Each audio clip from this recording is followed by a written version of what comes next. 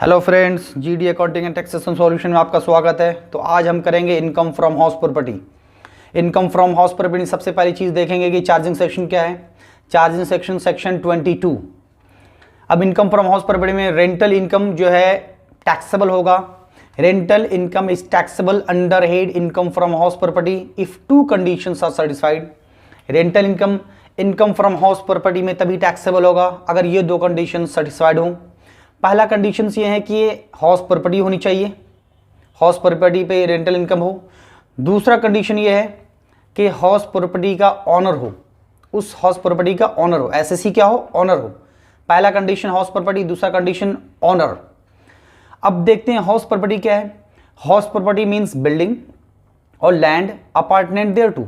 जो बिल्डिंग होती है और उसके साथ जो लैंड होती है, वो दोनों चीज़ों को मिलाकर हाउस प्रॉपर्टी कही जाती है। अब हाउस प्रॉपर्टी के टाइप्स क्या हैं? हाउस प्रॉपर्टी का टाइप्स इस केस में एक एलओपी होता है, दूसरा एसओपी होता है। एलओपी क्या है? लेट आउट प्रॉपर्टी, जो आप लेट आउट करते हो, किराए पे लगाते हो हाउस प्रॉपर्टी को, एक तो वो है। दूसरा है self occupied property, SOP. Late out property always taxable होगा, जितना भी रेंट मिले ऑलवेज टैक्सेबल, ऑलवेज टैक्सेबल। लेकिन सेल्फ ऑक्युपाइड प्रॉपर्टी केस में, सेल्फ ऑक्युपाइड प्रॉपर्टी आप खुद रहने के लिए मीन्स रेजिडेंस के लिए भी इस्तेमाल कर सकते हैं, या फिर सेल्फ ऑक्युपाइड प्रॉपर्टी आप बिजनेस प्रोफेशन के लिए भी कर सकते हैं। मीन्स आपकी खुद की प्रॉपर्टी है, उसमें आप बिजनेस प्रोफेशन, बिजनेस शुरू कर दिया उससे। या फिर दूसरा सेल्फ ऑक्युपाइड प्रॉपर्टी आपकी खुद की प्रॉपर्टी है, उसमें आप खुद रेजिडेंस हो, रह रहे हो। तो ये दो केस हैं सेल्फ ऑक्युपाइड प्रॉपर्टी में। तो हमने इसे देखा, इससे पहले देखा लेट और property always taxable, self occupied property, self occupied property residence के लिए, self occupied property business profession के लिए। बिजनेस प्रोफेशन के लिए जो आपने सेल्फ ऑक्युपाइड प्रॉपर्टी, जो आपकी अपनी प्रॉपर्टी बिजनेस प्रोफेशन लगा रखा है, मींस उसमें अपना बिजनेस कर रहे हो उस सेल्फ ऑक्युपाइड प्रॉपर्टी में, तो उस केस में रेंटल इनकम को हमेशा इग्नोर करेंगे। इससे जो भी इनकम इग्नोर, क्योंकि ये ऑलरेडी बिजनेस में इनकम इंक्लूड हो रहा है, जितने भी इनकम होगी ऑलरेडी बिजनेस में टैक्सेबल होगा, इसलिए यहां पे सेल्फ ऑक्युपाइड प्रॉपर्टी का कोई वैल्यू नहीं लेते, यहां सारी चीजें इग्नोर करते हैं। Self occupied property business profession के केस में इग्नोर करते हैं। लेकिन अगर सेल्फ ऑक्युपाइड प्रॉपर्टी रेजिडेंस के लिए है, तो उस केस में रेजिडेंस रहने के लिए आपकी सेल्फ ऑक्युपाइड प्रॉपर्टी है, उसमें आप रह रहे हो, तो आपके पास अगर दो सेल्फ ऑक्युपाइड प्रॉपर्टी दो हो, अगर सेल्फ ऑक्युपाइड प्रॉपर्टी दो हो तो ये एग्जेम्प्ट है, इसकी वैल्यू नील मानी जाती है।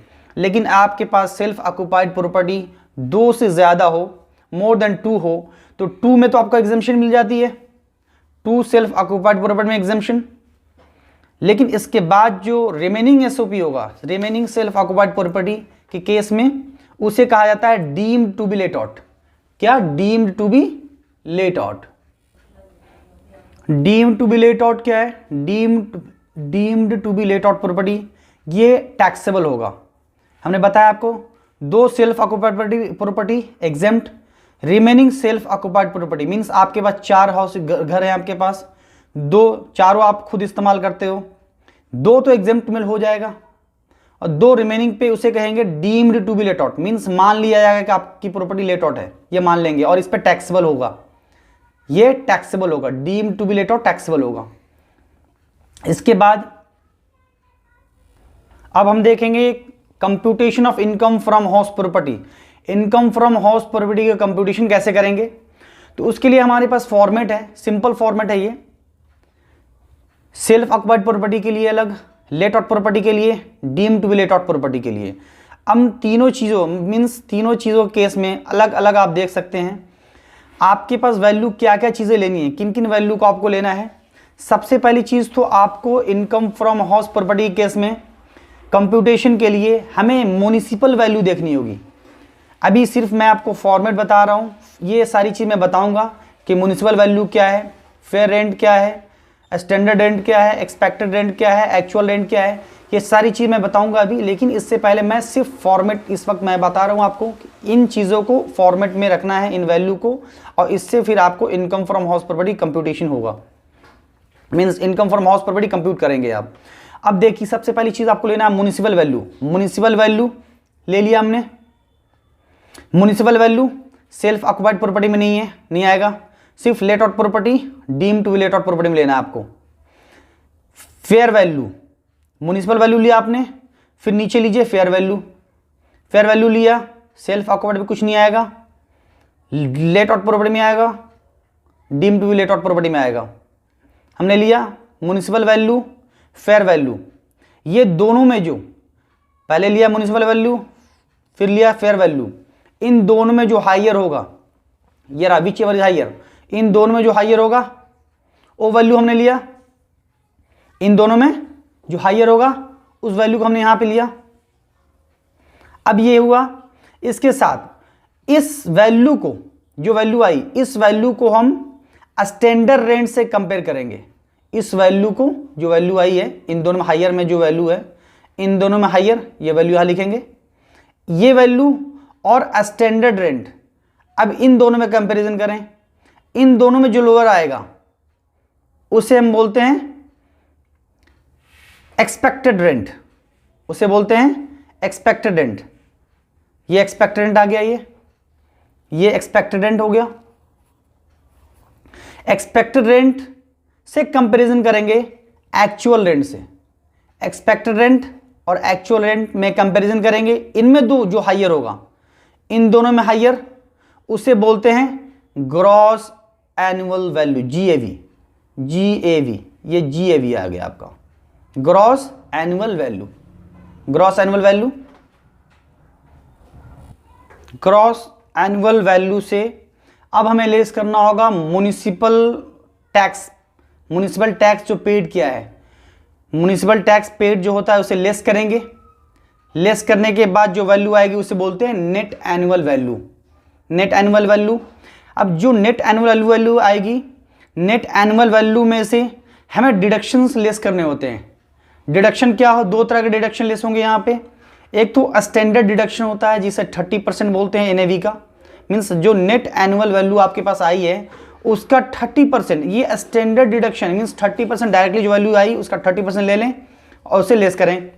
ये पहला डिडक्शन, स्टैंडर्ड डिडक्शन। दूसरा डिडक्शन होगा इंटरेस्ट ऑन लोन। जो आपने लोन लिया है इस हाउस प्रॉपर्टी के लिए, उस पर क्या इंटरेस्ट है, उस इंटरेस्ट को लेस करेंगे यहाँ पे। तो ये इंटरेस्ट लेस करने के बाद जो वैल्यू आएगी, यही आपका इनकम फ्रॉम हाउस प्रॉपर्टी होगा। ये इनकम फ्रॉम हाउस प्रॉपर्टी। तो ये बेसिकली मैंने फॉर्मेट बताया आपको अभी income from house property compute करने का। इन चीज़ों को ऐसे ऐसे वैल्यू पुट करेंगे और इन चीज़ों को डिडक्शन लेस करने के बाद ये वैल्यू आ जाएगी इनकम फ्रॉम हाउस प्रॉपर्टी। ये सिर्फ फॉर्मेट था। अब हम देखेंगे एक एक आइटम्स के म्युनिसिपल वैल्यू क्या है, फेयर रेंट क्या है। म्युनिसिपल वैल्यू फेयर रेंट में हाइयर जो हुआ उससे लेंगे, उस वैल्यू को स्टैंडर्ड रेंट से कंपेयर करेंगे।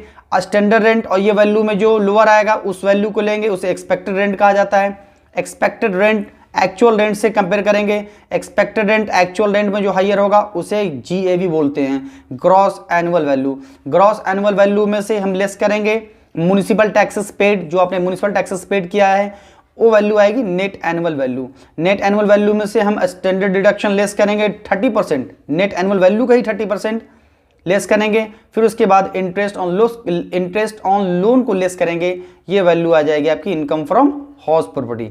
तो अब हम चलते हैं एक एक देखते हैं एक एक आइटम।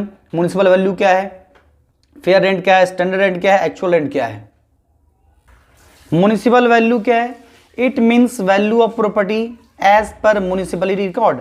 जो म्युनिसिपलिटी रिकॉर्ड के हिसाब से जो उस प्रॉपर्टी की वैल्यू होती है उसे बोलते हैं municipal value.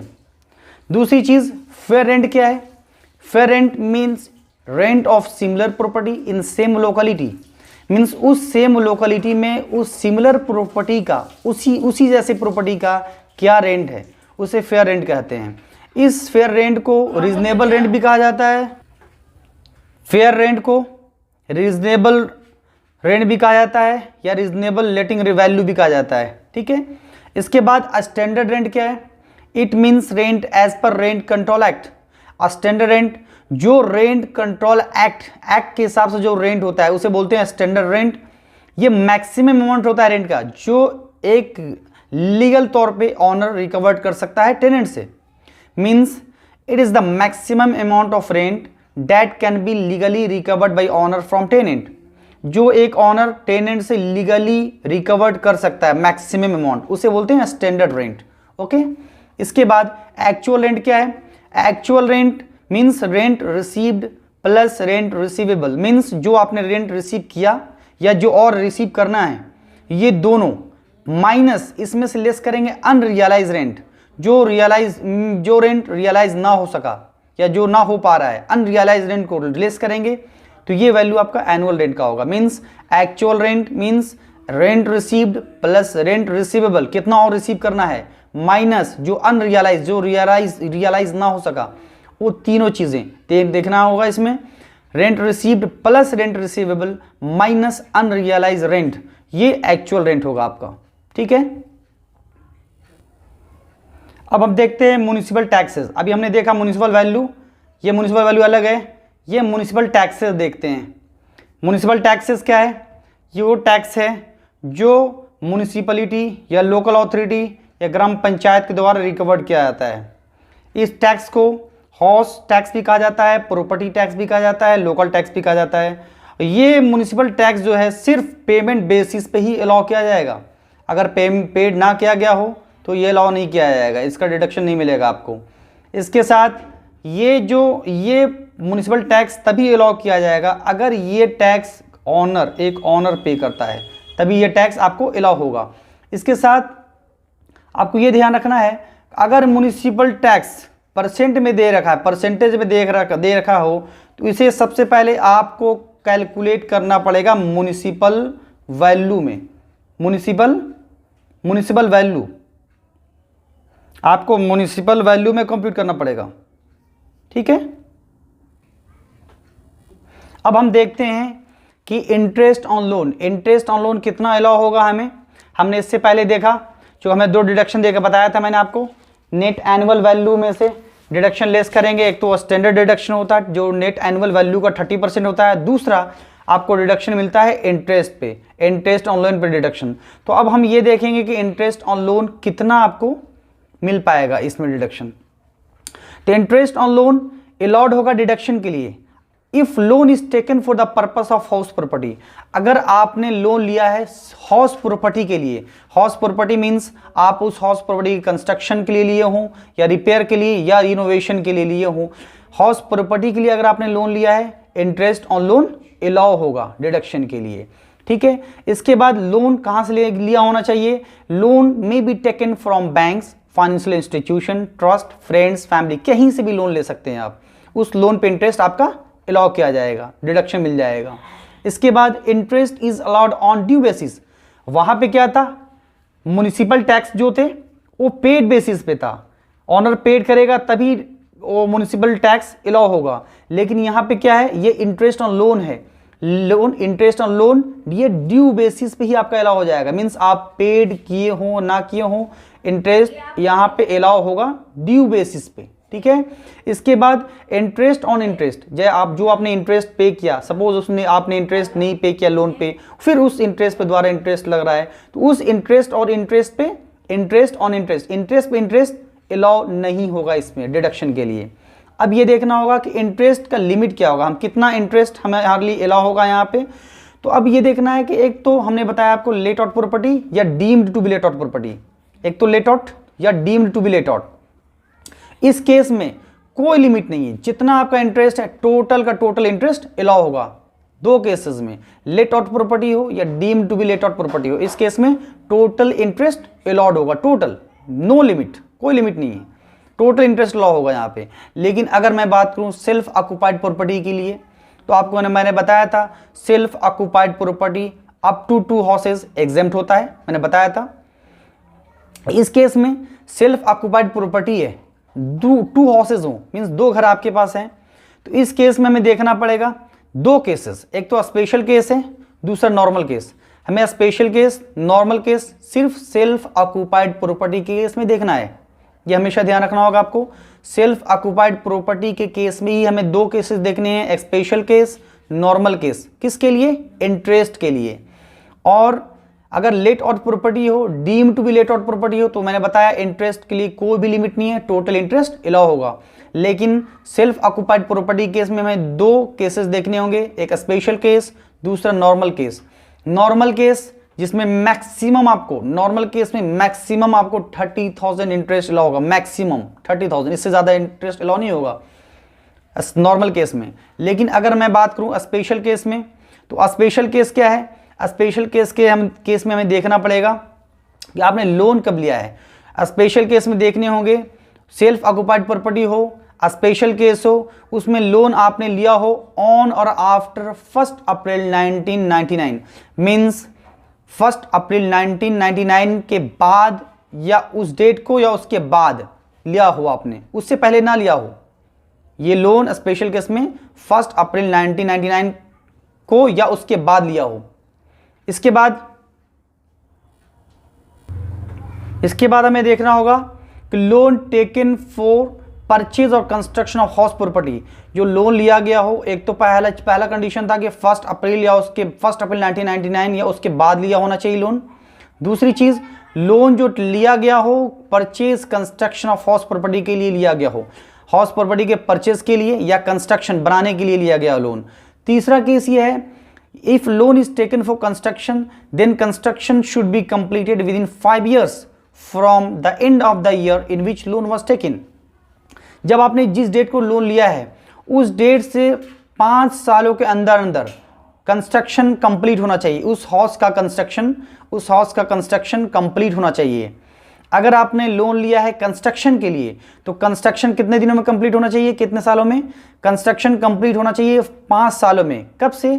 From the end of the year in which loan was taken, जिस डेट को आपने लोन लिया है उस ईयर के एंड से 5 years के अंदर अंदर, विद इन 5 years के अंदर अंदर आपका कंस्ट्रक्शन कंप्लीट होना चाहिए। अगर ये तीन केस आकर कंप्लीट होते हैं, तीनों केसेस कंप्लीट होते हैं, तो इस केस को बोलते हैं स्पेशल केस। ये तीनों चीजें होनी चाहिए, लोन 1 अप्रैल 1999 या उसके बाद लिया हो, लोन लिया हो परचेज कंस्ट्रक्शन हाउस प्रॉपर्टी। तीसरा, इस केस में स्पेशल केस में हमें मैक्सिमम डिडक्शन कितना मिलेगा? मैक्सिमम 2 lakhs तक ही ले सकते हैं इस केस में। और नॉर्मल केस में मैक्सिमम 30, मीन्स अगर ये केस में फॉल करते हो, मीन्स ये तीनों कंडीशन फुलफिल होती हैं, तो इस केस में मैक्सिमम आप कितना ले सकते हो इंटरेस्ट का डिडक्शन? 2 lakhs इस केस में। लेकिन अगर ये केस फुलफिल नहीं हो पा रहा है तो इस केस में हमें मैक्सिमम, नॉर्मल केस में कितना मिल पाएगा? 30,000। ठीक है। इसके बाद हम देखते हैं, इसके अलावा हमें ये देखना पड़ेगा कि ये एक्स्ट्रा पॉइंट है, मीन्स अगर कोई फ्रेश लोन आपने लिया है, कोई फ्रेश लोन लिया आपने रीपेमेंट करने के लिए अर्लियर लोन को, मीन्स पहले से आपने लोन ले रखा था, उसकी रीपेमेंट करने के लिए आपने दोबारा से फ्रेश लोन लिया है, तो इस केस में आपको इंटरेस्ट अलाउ हो जाएगा। लेकिन शर्त क्या है, कंडीशन क्या है? इंटरेस्ट जो फ्रेश लोन पे अलाउ किया जाएगा अगर ये लोन जो है हाउस प्रॉपर्टी पर्पस के लिए पहले लिया गया हो। अगर आपने पहले हाउस प्रॉपर्टी के पर्पस के लिए लोन लिया था, उसी लोन को रिपेमेंट करने के लिए दोबारा फ्रेश लोन लिया, तो इस केस में आपको इंटरेस्ट अलाउ कर दिया जाएगा। ये एक्स्ट्रा पॉइंट, अलग से पॉइंट है ये। इसके अलावा इंटरेस्ट पेड आउटसाइड इंडिया, अगर आपने लोन लिया है और उसका इंटरेस्ट पे कर रहे हो आउटसाइड इंडिया, मीन्स आपने फॉरेन से लोन लिया हो, उस पे इंटरेस्ट पे कर रहे हो उस लोन पे, तो ये इंटरेस्ट तभी अलाउ होगा अगर आपने टीडीएस काट कर उस पे आपने इंटरेस्ट पे किया हो। अगर आपने TDS means tax deduct at source means TDS नहीं काटा है, तो इस केस में इंटरेस्ट अलाउ नहीं किया जाएगा, मीन्स इंटरेस्ट का डिडक्शन नहीं मिल पाएगा। अगर आउटसाइड इंडिया पे कर रहे हो और टीडीएस नहीं काटा है आपने, तो इस केस में आपको इंटरेस्ट का डिडक्शन नहीं मिल पाएगा। इसके लिए क्या है कि इंटरेस्ट पे करने के साथ साथ उनका टीडीएस डिडक्ट करना होगा, उसके बाद इंटरेस्ट पे करना होगा, तभी इंटरेस्ट आपको अलाउ किया जाएगा इस केस में। इसके अलावा प्री कंस्ट्रक्शन या एक्विजिशन इंटरेस्ट क्या है? आपने प्री कंस्ट्रक्शन से पहले या एक्विजिशन से पहले, कंस्ट्रक्शन से पहले, प्रॉपर्टी को कंस्ट्रक्शन से पहले या उसके एक्विजिशन से पहले का इंटरेस्ट, उसके लिए क्या कंडीशन है? It means interest paid before the year in which construction was completed. अगर आपने इंटरेस्ट पे किया है, कब पे किया है? जब कंस्ट्रक्शन कंप्लीट हुआ उससे पहले इंटरेस्ट पे किया है आपने, कंस्ट्रक्शन कंप्लीट होने से पहले का इंटरेस्ट जो है आपका, मीन्स कंस्ट्रक्शन कर रहे हो उससे पहले इंटरेस्ट जो हुआ है आपका, उस इंटरेस्ट का डिडक्शन आपको 5 इक्वल इंस्टॉलमेंट पे ही मिल पाएगा। मीन्स टोटल इंटरेस्ट कंप्यूट करेंगे, उससे 5 इक्वल इंस्टॉलमेंट में मिलेगा आपको डिडक्शन, और ये डिडक्शन मिलेगा कंस्ट्रक्शन कंप्लीट होने के बाद। It is allot in 5 equal installment from the year in which construction was completed. जब कंस्ट्रक्शन कंप्लीट हो जाएगा उस साल से, उस ईयर से आपको ये प्री कंस्ट्रक्शन इंटरेस्ट जो है 5 इक्वल इंस्टॉलमेंट में अलाउ हो जाएगा। क्लियर है? एक एग्जांपल देखते हैं। Tanzila taken a loan from SBI housing limited for ₹12 lakh on 1 December 2018। She made principal repayment as follow. उसने 12 लाख के लोन लिए हैं। अब उसकी रीपेमेंट इस तरह हो रहा है। 1 अप्रैल 19 को 3 लाख का रीपेमेंट, 1 अक्टूबर 2020 को 4 लाख का रीपेमेंट। ये सारे प्रिंसिपल अमाउंट है, लोन का अमाउंट है। 1 जनवरी 2022 को 2,50,000 की पेमेंट। अब हम इस पे इंटरेस्ट कैलकुलेट करना है। Calculate interest deduction under section 24 के अकॉर्डिंग हमें इंटरेस्ट एंड डिडक्शन कैलकुलेट करना है for previous year 21-22। Construction completed on 14 February 2022। Construction जो कंप्लीट हुआ है 14 Feb 2022 को हुआ है। रेट ऑफ इंटरेस्ट दे रखा है 12%। इस तरह क्वेश्चन आते हैं, आपको कंप्यूट करना पड़ेगा इंटरेस्ट के लिए। सॉल्यूशन, प्रीवियस ईयर क्या है आपका 1 अप्रैल, प्रीवियस ईयर 1 अप्रैल 19 को फर्स्ट रीपेमेंट किया था आपने। सॉल्यूशन देखिए अब 2018-19 इस पे इंटरेस्ट कैलकुलेट करना पड़ेगा क्योंकि आपने लोन कब लिया है 1 दिसंबर 2018। मीन्स हमारे लिए क्या है ये प्रीवियस ईयर क्या हुआ इसका, ये प्रीवियस ईयर हुआ 18-19। ये प्रीवियस ईयर 18-19 मैंने बताया था, ये दिसंबर है 19 तक चलेगा 31 मार्च 2019। ये प्रीवियस ईयर 18-19 है। मीन्स प्रीवियस ईयर 18-19 में आपने लोन लिया है 12 लाख का।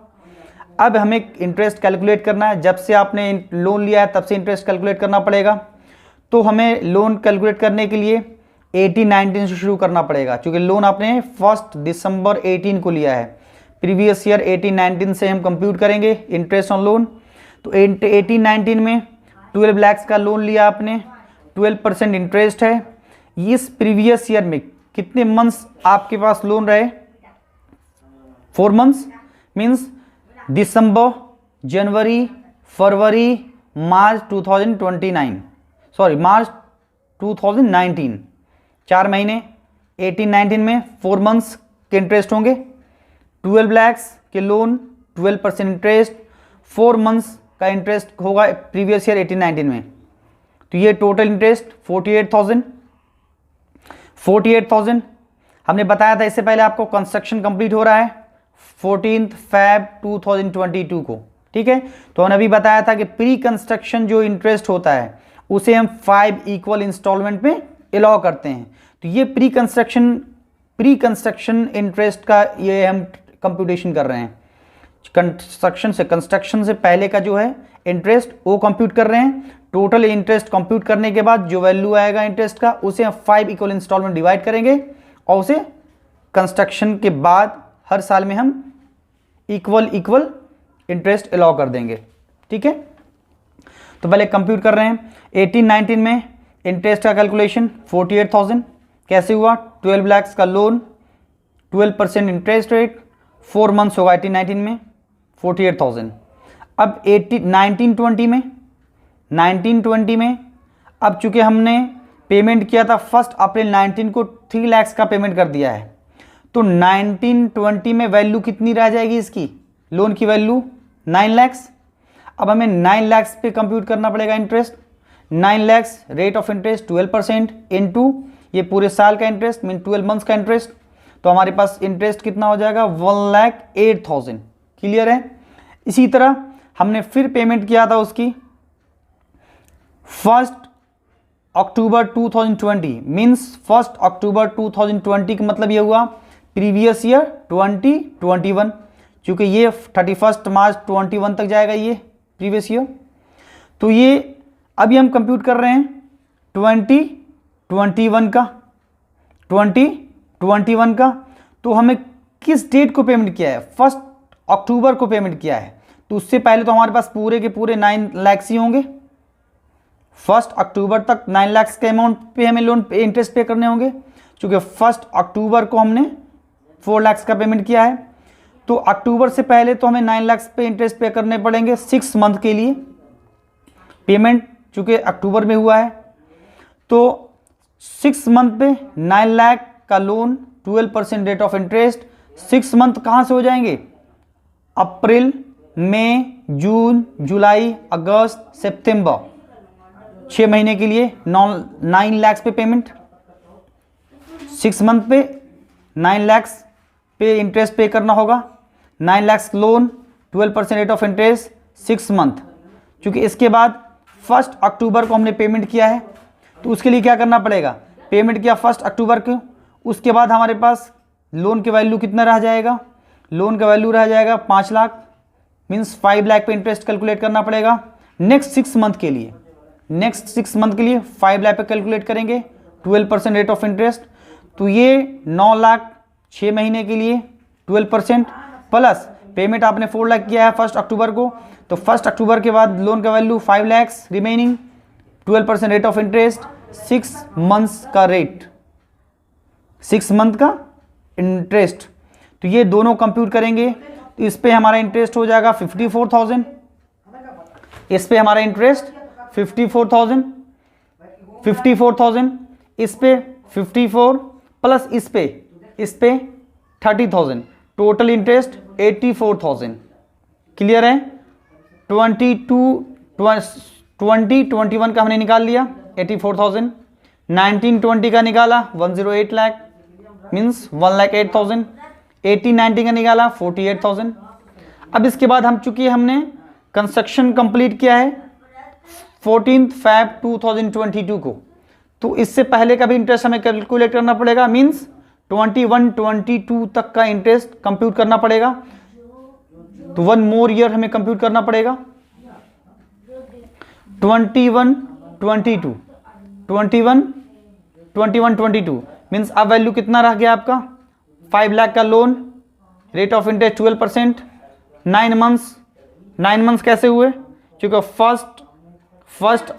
1 जनवरी 2022 को आपने 1 जनवरी 2022 को आप रिपेमेंट कर रहे हो 2.5 लाख का, तो उससे पहले का जो होगा टोटल उस पर 5 लाख पे 12%, 9 मंथ्स के लिए 45,000 प्लस जो आपने 2.5 लाख के पेमेंट किया 1 जनवरी 2022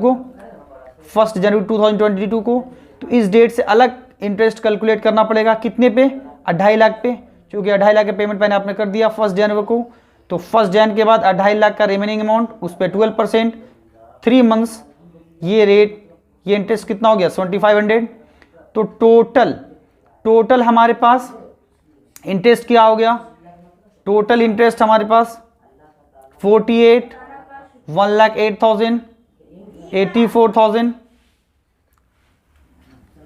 ये टोटल हमारे पास 2,40,000 हो गया, 2,40,000। अब ये देखना होगा प्री कंस्ट्रक्शन इंटरेस्ट। हमारा कंस्ट्रक्शन कब हुआ था? कंस्ट्रक्शन कंप्लीट हुआ 14 Feb 2022 को। जिस ईयर में कंस्ट्रक्शन कंप्लीट हो रहा है उस ईयर का इंटरेस्ट तो नॉर्मल तरीके से हमें देना पड़ेगा, मीन्स उस ईयर्स में नॉर्मल तरीके से इंटरेस्ट अलाउ हो जाएगा हमारा, ये नॉर्मल तरीके से इंटरेस्ट अलाउ होगा, क्योंकि इसी ईयर्स में, इसी प्रीवियस ईयर में 21-22 में हमारा कंस्ट्रक्शन कंप्लीट हो रहा है। तो ये कंस्ट्रक्शन कंप्लीट हो रहा है, तो जिस ईयर में कंस्ट्रक्शन कंप्लीट हो रहा है उस ईयर का जो इंटरेस्ट है वो नॉर्मल तरीके से अलाउ हो जाएगा। लेकिन हमने इससे पहले आपको बताया था pre construction interest, construction complete होने से पहले कि जितने भी ईयर्स का इंटरेस्ट होगा उसको 5 इक्वल इंस्टॉलमेंट में हमें डिस्ट्रीब्यूट करना पड़ेगा। तो टोटल प्री कंस्ट्रक्शन इंटरेस्ट कितना हो जाएगा हमारे पास? 48, 108, 84,000 मीन्स टोटल इंटरेस्ट 2,40,000। इसे 5 से डिवाइड करेंगे 5 इक्वल इंस्टॉलमेंट के लिए, तो 48,000 5 टाइम्स में 5 ईयर्स में डिवाइड करने पड़ेंगे। तो इस करंट ईयर में, इस करंट प्रीवियस ईयर में, मीन्स कंस्ट्रक्शन कंप्लीट हुआ 14 फरवरी 2022 को, इस करंट प्रीवियस ईयर में एक तो करंट ईयर का टोटल इंटरेस्ट अलाउ हो जाएगा, करंट ईयर का टोटल इंटरेस्ट अलाउ होगा, और जो प्री कंस्ट्रक्शन इंटरेस्ट का 1/5 पार्ट है 48,000, ये दोनों अलाउ हो जाएंगे। मींस ये 48,000 प्लस 52,500, ये टोटल इंटरेस्ट हमारा करंट प्रीवियस ईयर में 1,05,000 का अलाउ हो जाएगा। ठीक है, तो इस केस में हमने देख लिया। इसी तरह आपको क्वेश्चंस में अटेम्प्ट करने पड़ेंगे, इसी तरह आपको इंटरेस्ट कैलकुलेट करना पड़ेगा। प्री कंस्ट्रक्शन इंटरेस्ट है तो उस टोटल इंटरेस्ट को कंप्यूट करने के बाद 5 इक्वल इंस्टॉलमेंट में डिवाइड करें, और जिस ईयर्स में कंस्ट्रक्शन कंप्लीट हुआ उस ईयर का इंटरेस्ट नॉर्मल तरीके से अलाउ हो जाएगा, यानी जैसे मैंने यहाँ किया। इसके बाद टोटल इंटरेस्ट ऐड करने के बाद हमें इंटरेस्ट अलाउ होगा। हमने आपको फॉर्मेट पहले ही बता रखा है, कैसे कैसे अमाउंट को लेस करना है, कैसे डिडक्ट करना है। इसके बाद हमें देखना होगा अनरियलाइज रेंट क्या है। अनरियलाइज रेंट या recovery of unrealise rent, actual rent is equal to rent received plus receivable minus unrealise rent. हमने पहले ही बताया था आपको, एक्चुअल रेंट होता है रेंट रिसीव, जो रिसीव किया, प्लस जो रिसीव होना है, और जो अनरियलाइज जो रिसीव ना होगा, मीन्स जिसे हम बैड डेट भी कह सकते हैं, बैड डेट ऑफ रेंट भी कह सकते हैं अनरियलाइज रेंट को। इन तीनों चीज़ों को रेंट रिसीव्ड प्लस करेंगे rent receivable minus unrealise rent, तो ये आपका एक्चुअल रेंट होता है। अनरियलाइज रेंट क्या है? It means rent which is not recovered by owner from tenant. ये वो रेंट है जो ऑनर टेनेंट से रिकवर नहीं कर पाता है या नहीं किया जाता है। It is like bad debt of rent, ये बैड डेट की तरह है। इसके बाद it is deductible while calculating actual rent, ये तभी डिडक्टेबल होगा जब एक्चुअल रेंट कैलकुलेट कर रहे होते हैं। If 4 conditions of rule are satisfied, if 4 conditions of rule 4 are satisfied, अगर ये 4 कंडीशन जो है रूल 4 के अगर सेटिस्फाइड हो जाएं। फर्स्ट क्या है? टेनेंसी जो होना चाहिए बोनाफाइड होना चाहिए। टेनेंसी बोनाफाइड मीन्स सही हो, tenancy should be bonafide. Tenant should have vacated that house property, tenant क्या किया हो? हाउस प्रॉपर्टी को वैकेट किया हो, खाली कर दिया हो। Such tenant should not occupy any other house property of same SSC, same SSC का दूसरी हाउस प्रॉपर्टी ऑक्युपाई ना किया हो ये टेनेंट, मीन्स दूसरे घर में वो दूसरे हाउस प्रॉपर्टी ऑक्युपाई ना किया हो। सेम एसएससी का, उसी सेम एसएससी का दूसरी हाउस प्रॉपर्टी ऑक्युपाई ना किया हो ये same tenant, such tenant. Fourth ये है कि reasonable step should have been taken for recovery of unrealise rent, और उस अनरियलाइज रेंट के लिए नेसेसरी जो भी रीजनेबल स्टेप्स होते हैं वो लिया गया हो ऑनर के द्वारा। तो ये 4 कंडीशंस अगर सेटिस्फाइड होते हों तब ये डिडक्टिबल होगा। इस केस में बैड डेट क्या होगा? Bad debt of rent deductible होगा ये अगर ये 4 कंडीशंस सेटिस्फाइड होते हों। अब देखिए एरियर्स ऑफ रेंट क्या है? It means rent under dispute, जो रेंट डिस्प्यूट में होते हैं उसे बोलते हैं एरियर्स ऑफ रेंट। अब देखते हैं section 25A recovery of unrealise rent and arrears of rent. Means कोई अनरियलाइज रेंट जो रियलाइज नहीं हो सका था, अब वो क्या हो? रिकवर हो रहा है उसका, मीन्स उस अनरियलाइज रेंट का रिकवरी हो रही है। ये बताता है कि अगर रिकवरी हो रही है तो ये टैक्सेबल होगा उस ईयर में जिस ईयर में वो रिकवर्ड हो रहा है। Means recovery is taxable in the year in which it is recovered, जिस ईयर में वो रिकवर्ड हो रहा है अनरियलाइज रेंट उस ईयर में वो टैक्सेबल होगा। किस में होगा taxable? Under the head income under head house property, whether the SSC is the owner of the property और नॉट। अगर एसएसी जो है जिस पे टैक्सेबल हो रहा है, एसएसी उस प्रॉपर्टी का ऑनर हो या ना हो उस ईयर में, लेकिन वो टैक्सेबल होगा under the head income under head house property. और उस एक्सपेंडिचर के लिए, उस रिकवरी के लिए जो भी आपने एक्सपेंडिचर किया गया हो, जो उस रिकवरी के लिए, उस अनरियलाइज रेंट की रिकवरी के लिए जो भी आपने एक्सपेंडिचर इनकट किया, जो भी खर्च आपने किए हो उसकी रिकवरी के लिए, उसे आपको इग्नोर करना पड़ेगा। इस केस में इग्नोर करना पड़ेगा। तो आपका टैक्सेबल अमाउंट क्या आ गया इस केस में, रिकवरी ऑफ अनरियलाइज रेंट के केस में टैक्सेबल अमाउंट क्या होगा, तो टैक्सेबल अमाउंट क्या होगा इस केस में, जितनी रिकवरी हुई है इनटू 70%, मीन्स हमने आपको बताया था फॉर्मेट के वक्त कि इसमें 30% स्टैंडर्ड डिडक्शन लेस करने ही होते हैं नेट एनुअल वैल्यू का, एनएवी का, बताया था मैंने आपको। तो इस तरह केसेस अगर हो कि रिकवरी हो रही है अनरियलाइज रेंट की, कुछ ना दे रखा हो, टोटल अमाउंट दे रखा हो सिर्फ, तो total recovery amount into 70%, means 30% standard deduction less करने के बाद जो वैल्यू आएगी वही टोटल अमाउंट आपका टैक्सेबल होगा। अब हम एग्जाम्पल की तरफ देखते हैं, एग्जाम्पल देखते हैं इसके लिए। मान लीजिए अनरियलाइज रेंट क्या है, अनरियलाइज रेंट 60,000 है। कब किस ईयर का, किस प्रीवियस ईयर का, 2010-11 का अनरियलाइज रेंट कितना है, 60,000 है। लेकिन असेसिंग ऑफिसर ने, जो टैक्स अथॉरिटी है, उसने सिर्फ आपको उस ईयर में अलाउ किया था 35,000। असेसिंग ऑफिसर टैक्स अथॉरिटी ने सिर्फ आपको अलाउ किया कि नहीं जी 35,000 ही सिर्फ आपका अनरियलाइज रेंट है। मीन्स कितना डिसअलाउ कर दिया उस ईयर में, 25,000 उस ईयर में डिसअलाउ किया होगा असेसिंग ऑफिसर, नहीं माना होगा उस चीज को। तो उस केस में अब आ जाओ, प्रीवियस ईयर 2021 में रिकवरी हुई है 52,000 की, अनरियलाइज कितना था 60, 2020 में रिकवर कितना हो रहा है 52,000, और उसी ईयर में टैक्स अथॉरिटी ने कितना माना था कि आपका कितना अनरियलाइज रेंट है 35,000, मीन्स कम माना, 25,000 से कम माना है।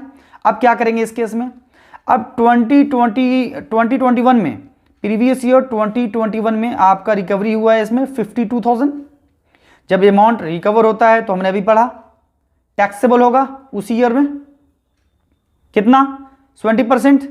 अब आ जाओ, रिकवरी अमाउंट 52,000, 2021 में रिकवरी अमाउंट 52,000, टैक्सेबल अमाउंट कितना होगा, एक तो रिकवरी माइनस डिसअलाउड अर्लियर, जितना पहले टैक्स अथॉरिटी ने आपको डिसअलाउ किया था, मींस अलाउ नहीं किया था उस एक्सपेंस को, तो उसे हम लेस करेंगे। जितना टैक्स अथॉरिटी ने आपको अलाउ नहीं किया था उसे हम लेस करेंगे पहले। Total recovery 52,000 minus earlier year में, मींस 2010-11 में कितना डिसअलाउ हुआ था 25,000, 60 में सिर्फ 35 अलाउ किया, मींस 25 डिसअलाउ किया इसने, 25 डिसअलाउ किया, तो डिसअलाउ अमाउंट रिकवरी से लेस करेंगे। जब लेस करेंगे तो वैल्यू क्या आ जाएगी आपके पास 27,000। अब चूंकि हमें कोई भी अमाउंट रिकवर किया गया हो तो उसमें हमेशा हमको 30% का स्टैंडर्ड डिडक्शन मिलता ही मिलता है, मीन्स मिलना ही है। क्वेश्चन में लिखा हो ना लिखा हो, आपको हमेशा 30% अमाउंट डिडक्ट करना पड़ेगा, चूंकि ये स्टैंडर्ड डिडक्शन है 30%। तो 30% हमने इसमें डिडक्ट किया, 30% डिडक्ट कर लें, वही अमाउंट आएगा कंप्यूट करने पे, या फिर डायरेक्टली 100 का 70% कर दें, 27 का 70% कर दें, या फिर 27 का 30% पहले निकाल लें, फिर उसमें से वैल्यू लेस करें। जिनका मैथ थोड़ा सा भी जानते हो तो उन्हें समझ आ जाएगी चीज़ ये। 27,000 में 70% करेंगे तो ये वैल्यू 18,900 होगी, ठीक है। ये वैल्यू आपके लिए टैक्सेबल होगा 18,900। इसी तरह दूसरा क्वेश्चन देखते हैं। अनरियलाइज रेंट आपका 50,000 है, ये दूसरा एग्जांपल है। अनरियलाइज रेंट आपका 50,000 है, कब का, प्रीवियस ईयर 10-11 का। डिसअलाउ किया गया है असेसिंग ऑफिसर के द्वारा उस ईयर में 22,000, मींस 22 ईयर उसने अलाउ नहीं किया था। इससे पहले क्वेश्चन भी मैंने किया, अभी आपको बताया था। इसके बाद रिकवरी हुई है प्रीवियस ईयर 2021 में, कितनी की रिकवरी हुई है 45,000 की। टैक्सेबल अमाउंट क्या होगा इस केस में, अनरियलाइज रेंट के केस में टैक्सेबल अमाउंट होगा टोटल रिकवरी 45,000 माइनस जितना पहले असेसिंग ऑफिसर ने अलाउ नहीं किया था, डिसअलाउ किया था, उस डिसअलाउ अमाउंट को यहां से लेस करो। जितना असेसिंग ऑफिसर अलाउ नहीं किया था, मींस डिसअलाउ किया था, उस अमाउंट को रिकवरी वाले में से लेस करो, तो वैल्यू आपकी आ जाएगी 23,000। अब 23,000 में 20%, क्यों, 30% ऑलरेडी स्टैंडर्ड डिडक्शन हमें लेस करना ही होता है। स्टैंडर्ड डिडक्शन 30% हमें हमेशा लेस करना होता है। तो 23,000 का 20% 16,100, ये टैक्सेबल अमाउंट हो गया। इसके बाद तीसरा एग्जांपल देखते हैं। अनरियलाइज रेंट 50,000, प्रीवियस ईयर 10-11 का। अलॉट बाई AO 20,000 अलॉट किया है। इससे पहले क्वेश्चन में डिसलॉ दे रखा था, यहाँ पे अलॉट की बात कर रहा है। जब अलॉट किया 20,000 मीन्स डिसलॉ कितना होगा यहाँ पे 30,000। 50 अनरियलाइज था आपका, AO ने सिर्फ अलॉट किया 20 मीन्स डिसलॉ कितना होगा यहाँ पे 30,000। तो क्वेश्चन में कभी अलॉट दिया होगा कभी डिसअलॉ दिया होगा, आपको हमेशा डिसअलॉ की तरफ देखना है। कितना AO ने डिसअलॉ किया है, यहाँ पे 20 अलॉ किया मीन्स 30,000 डिसअलॉ होगा। रिकवरी सिर्फ हुई है 18,000 की, रिकवरी सिर्फ 18। तो हमने क्या करना होता है, रिकवरी माइनस डिसअलॉ, यहाँ डिसअलॉ तो ज्यादा है तो टैक्सेबल वैल्यू क्या होगा यहाँ पे नील, यहाँ पे कोई टैक्स पे करने की जरूरत नहीं है। इसी तरह अगर अदर एक्सपेंसेस की बात करें, क्वेश्चन में अदर एक्सपेंसेस दे रखे हों means repair maintenance, society charges, parking charges, insurance charges, electricity and water charges, lift charges, ये अलाउ नहीं होगा। क्यों? क्योंकि आपको ऑलरेडी 30% स्टैंडर्ड डिडक्शन NAP पे अलाउ हो चुका है। Not allowed because 30% standard deduction on NAV is allowed. Already NAV पे 30% का स्टैंडर्ड डिडक्शन ऑलरेडी मिला होता है, इसलिए ये सारे अदर एक्सपेंसेस अलाउड नहीं किए जाएंगे। अब देखते हैं कॉन्सेप्ट ऑफ वैकेंसी। अगर पूरे साल आपकी प्रॉपर्टी ऑक्युपाई नहीं मीन्स रेंट पे ना हो तो उस केस में हमारा कॉन्सेप्ट कैसे होगा, उस केस में हम कैसे एक्सपेक्टेड रेंट निकालेंगे। अगर पूरे 12 महीने में 8 महीने आपका वैकेंट हो, खाली हो, 4 महीने सिर्फ रेंट पे लगे हो, उस केस में क्या होगा हमारे पास एक्सपेक्टेड रेंट। तो इसके लिए हमें देखना होता है एक्सपेक्टेड रेंट। अगर एक्सपेक्टेड रेंट जो है अगर less than equal to actual rent plus vacancy rent means vacant कितना है, इस केस में अगर एक्सपेक्टेड रेंट जो है लेस देन है या इक्वल टू है किसके बराबर या किससे कम, एक्चुअल रेंट का प्लस वैकेंसी रेंट का। इस केस में देखेंगे अगर लेस देन है तो हमारे पास GAV क्या होगा, एक्चुअल रेंट ही GAV हो जाएगा, एक्चुअल रेंट GAV होगा, ग्रॉस एनुअल वैल्यू हो जाएगा।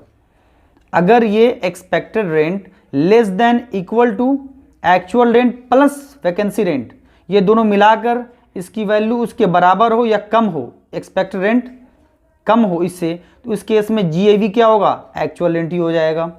लेकिन अगर एक्सपेक्टेड रेंट जो है ग्रेटर होता है, एक्सपेक्टेड रेंट ग्रेटर है किसका, actual rent plus vacancy rent का, तो ये एक्सपेक्टेड रेंट ही GAV होगा आपके लिए। अगर एक्सपेक्टेड रेंट ग्रेटर होता हो, actual rent plus vacancy rent से ग्रेटर हो, तो उस केस में GAV क्या होगा, एक्सपेक्टेड रेंट को ही मान लिया जाएगा। और अगर expected rent less than equal to है एक्चुअल रेंट प्लस वैकेंसी के केस में एक्चुअल रेंट को ही GAV मान लिया जाता है। एग्जांपल करते हैं, मंथली रेंट क्या है 20,000 per month. Expected rent exam में दे रखा होगा, एक्सपेक्टेड रेंट 1,92,000 पर annum. Monthly rent 20,000 per month, expected rent 1,92,000 पर एनम। वैकेंसी 3 मंथ्स की वैकेंसी है। एक्सपेक्टेड रेंट क्या होगा, एक्सपेक्टेड रेंट निकालो क्योंकि वैकेंसी है इसमें। Expected rent is equal to हमने क्या बताया था अभी आपको, actual rent plus vacancy rent. Actual rent क्या है हमारे पास 180, एक्चुअल रेंट 180 क्यों, 20,000 per month, 9 months, 20 into 9 180 actual rent plus vacancy rent क्या होगा, वैकेंसी क्या है 3 मंथ्स, 20 इंटू 3 60। तो ये क्या एक्सपेक्टेड रेंट क्या है 192, ये लेस है ना, अभी बताया था लेस का condition, less than equal to ये। इस केस में क्या होगा, एक्चुअल रेंट जो होता है इसे ही मान लिया जाता है gross annual value GAV 180 means 180 lakh को ही ग्रॉस एनुअल वैल्यू मान लिया जाएगा, इसे मान लिया जाएगा ग्रॉस एनुअल वैल्यू। इसलिए माना जो हमने पढ़ा था expected rent less than equal रहा actual rent plus vacancy rent का, उस केस में एक्चुअल रेंट को ही ग्रॉस एनुअल वैल्यू मान लिया जाता है। ठीक है, इसके बाद हमने देखा तो ग्रॉस एनुअल वैल्यू हमने मान लिया एक्चुअल रेंट को ही। ठीक है, इसके बाद सेकेंड एग्जाम्पल देखते हैं। मंथली इनकम, मंथली रेंट क्या है 3,000 पर मंथ। एक्सपेक्टेड रेंट क्या है, एक्सपेक्टेड रेंट 1,95,000 पर एनम है, ये पर एनम। वैकेंसी कितना है 2 मंथ्स की वैकेंसी है। एक्सपेक्टेड रेंट अब निकालते हैं। एक्सपेक्टेड रेंट इस केस में क्या होगा, क्योंकि वैकेंसी है, वैकेंसी का क्वेश्चन है, तो उस केस में हमें एक्सपेक्टेड रेंट करना पड़ेगा। Expected rent is equal to actual rent plus vacancy rent. Expected rent कितना है 1,95,000, ये एक्चुअल रेंट कितना होगा 2 मंथ्स वैकेंसी है, 3 into 2 6,000 vacancy rent plus actual rent 3,000 into 10, 10 महीने रेंट पे हैं, 2 महीने खाली है, 30 प्लस 6 36। तो ये क्या है एक्सपेक्टेड रेंट, यहाँ पे ग्रेटर है, यहाँ पे एक्सपेक्टेड रेंट ग्रेटर है एक्चुअल रेंट प्लस वैकेंसी से। अभी मैंने कंडीशन पढ़ाया था ऊपर, उस केस में एक्सपेक्टेड रेंट को ही मान लिया जाएगा जीएवी, एक्सपेक्टेड रेंट को ही, इस केस में चूंकि ये ग्रेटर है, एक्सपेक्टेड रेंट यहाँ पे ग्रेटर है, तो एक्सपेक्टेड रेंट को ही जीएवी मान लिया जाएगा। ठीक है, इसके बाद थर्ड एग्जांपल की तरफ जाते हैं। एक्सपेक्टेड रेंट अगर आपके पास 3 लाख हैं, एक्सपेक्टेड रेंट आपके पास 3 लाख हैं, मंथली रेंट आपके पास 25,000 पर मंथ है, वैकेंसी 3 मंथ्स की वैकेंसी है, एक्सपेक्टेड रेंट निकाले। हम ये एक्सपेक्टेड और ये एक्चुअल प्लस वैकेंसी क्यों निकाल रहे हैं, इसलिए चूंकि ये वैकेंसी का कॉन्सेप्ट है, कहीं भी क्वेश्चन वैकेंसी का कॉन्सेप्ट होगा तो इसी तरह आपको निकालना है। पहले आपको कंपैरिजन करना है, एक्सपेक्टेड रेंट को actual rent plus vacancy rent के साथ कंपैरिजन करना है।